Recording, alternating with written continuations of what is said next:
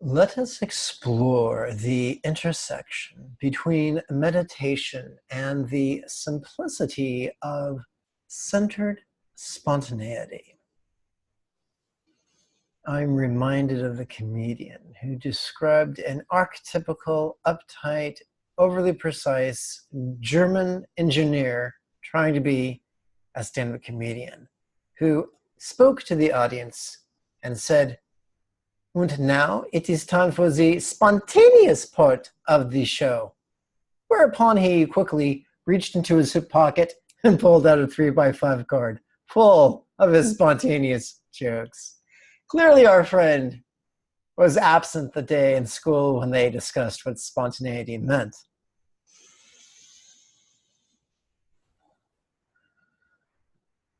Many a good-hearted student has asked me, how am I to know if I'm in a state of centered spontaneity? Here is the dark irony. The moment we ask that question, we are not in a state of centered spontaneity.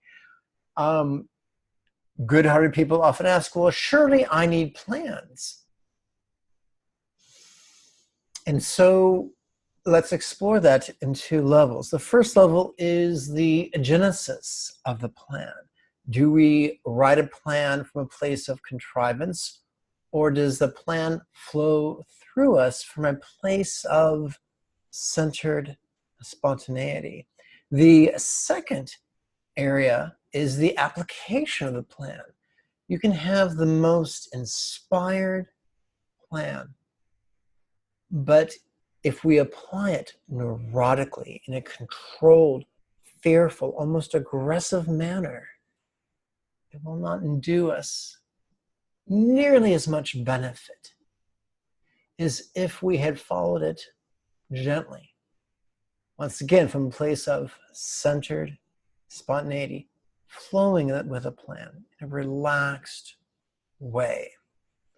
We can have the best of motivations, the most loving of intentions, and still fall into the trap of neurotic perfectionism.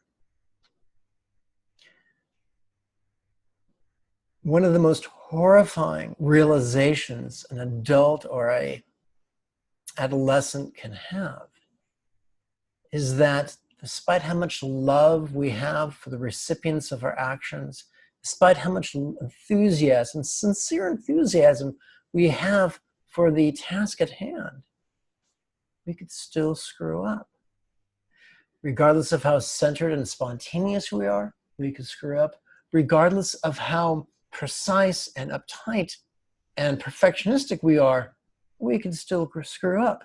In fact, the possibility, no less probability of screwing up seems to be a constant. What then is the variable?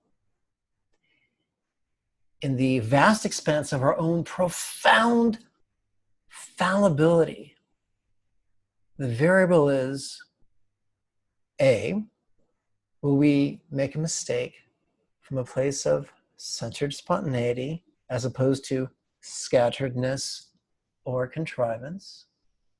And B, when invariably we do screw up, will we either make excuses and try to justify, minimize, and rationalize our errors, or will we basically throw our cards in the air and just give up and find a corner to sulk in and maybe rock back and forth and try to go to a happy place?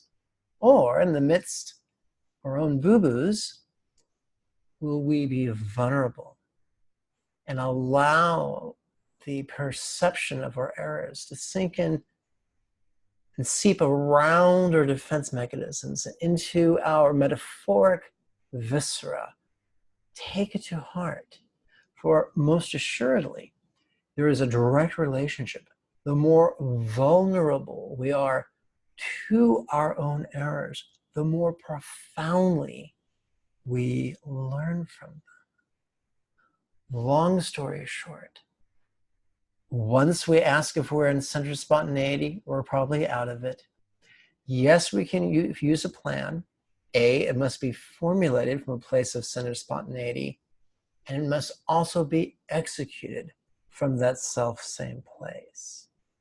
My name is Lama Jigme Gyatso, and this is the Buddha Joy Meditation School.